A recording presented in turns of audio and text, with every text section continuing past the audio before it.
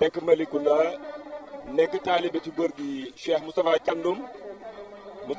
nekk kenn ci ahlu kuntiyu mu nekk koo xamante ne Sénégal ak adduna bi yëpp xam nañ ko ginnaaw sabab bi tax ñu xam ko mooy waa Ndiassane ndax waa Ndiassane ñoo ko defar toogloo ko Malicounda ci adduna bi ba Makka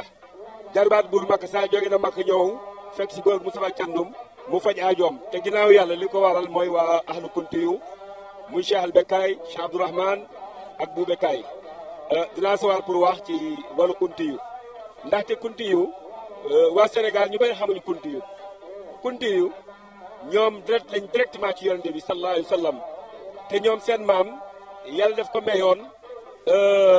mu ne koo xam ne lu mu ñaan yàlla nangu ko ba yowmal qiyam ndax yonente bi sallallahu alayhi wa sallam moo defaloon toqantal uqbatun bu naafi mu ne ko almustajaabu daawatuhu ila yowmal qiyama kon su ko defee rek ahlu kuntiyu mën nañ jàpp ne mën nga leen tere lu ne ba mu des ñaan mu nangu ñoom bu ñu la ñaanale rek yàlla day dal du nangu sa ñaan waaw bu ko defee rek may itam